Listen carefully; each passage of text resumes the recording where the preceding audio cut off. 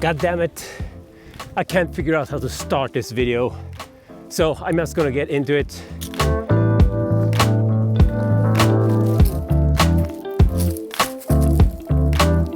So I've been getting a lot of messages and emails from people wanted to know more about riding here in Japan, where to ride, some nice routes, where to stay, what bike to bring, etc, etc.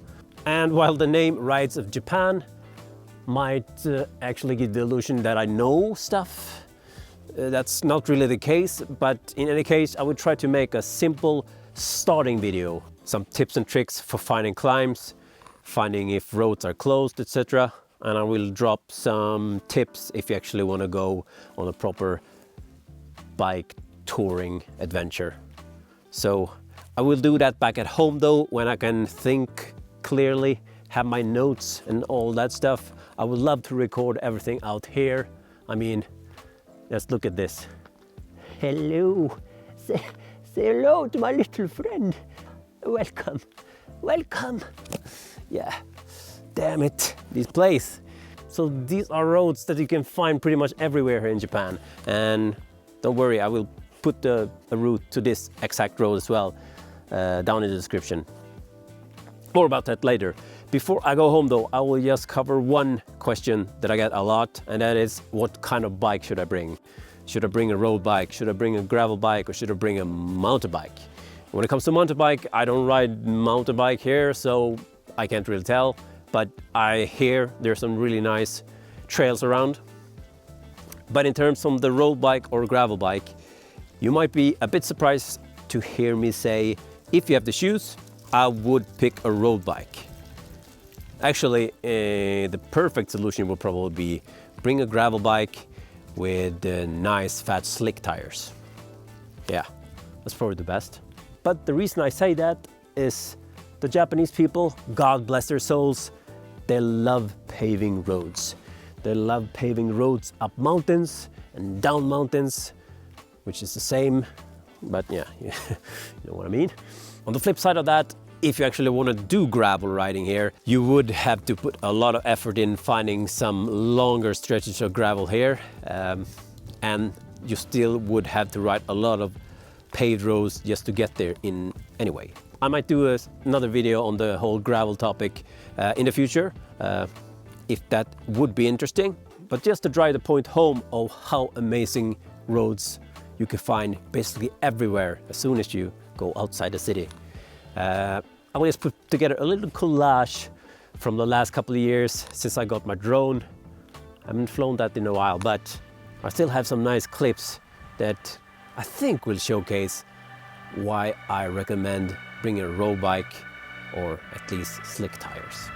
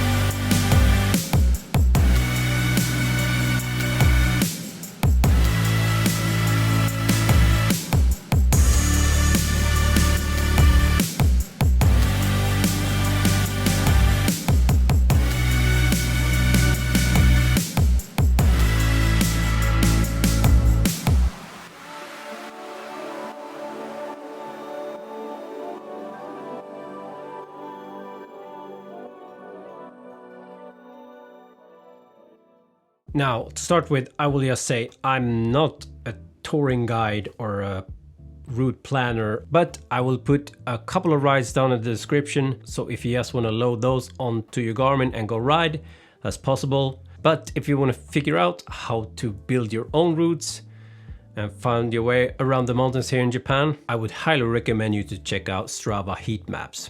I know this is not a new revelation or anything, you probably already knew about this, but if you didn't, yeah, that's my main tip for riding, not only in Japan, it's wherever you go really.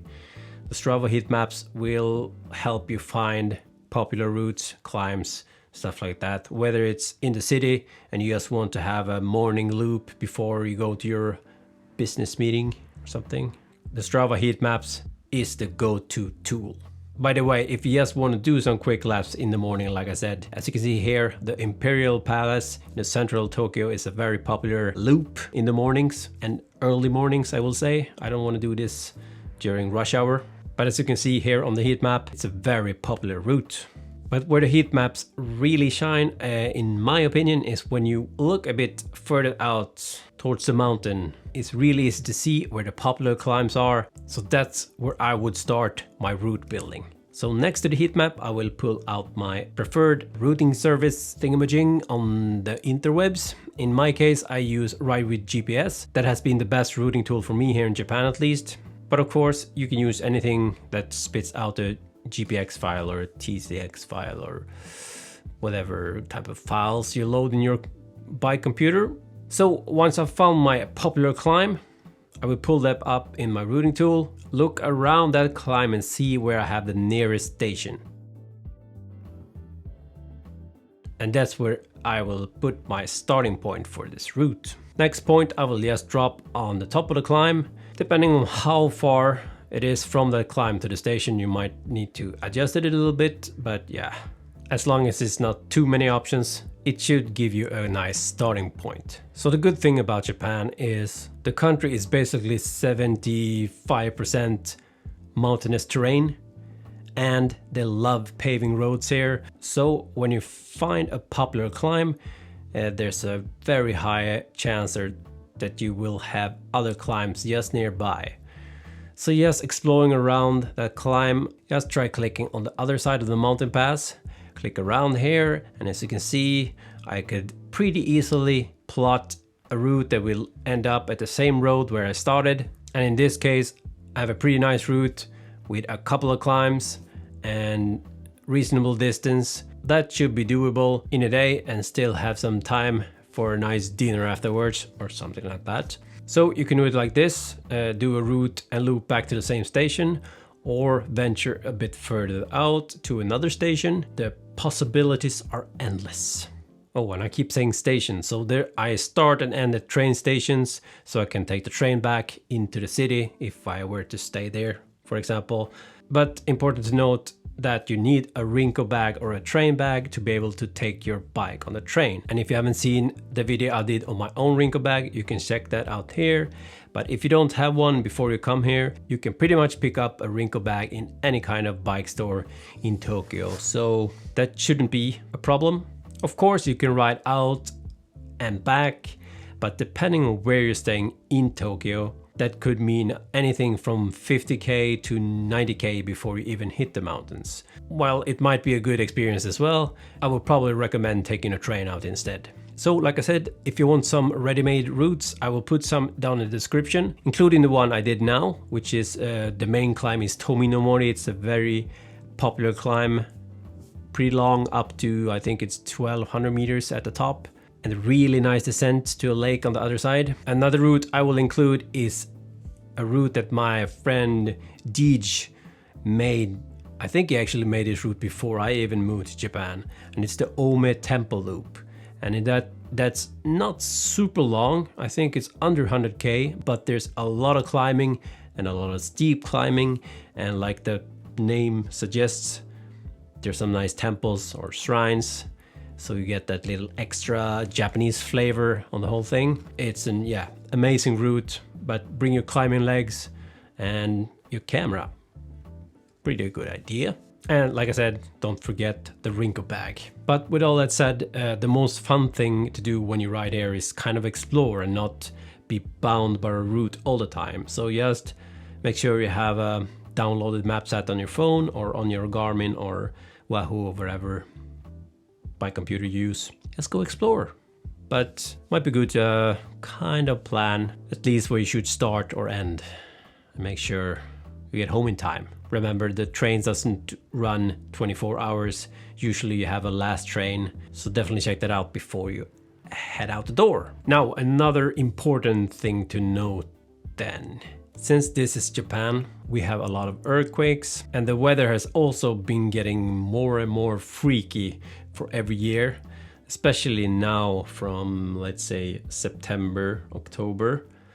We had the typhoon season and a lot of damage to the roads, landslides and stuff like that. And there's a lot of roads that gets closed because of this. Even the routes I included down in the description, I can't guarantee that they are 100% passable all the time. So I would definitely recommend trying to figure out if the roads are open or not. Now, if you don't read Japanese, that could be an issue, but there's still other ways to check the road conditions without knowing all the signs.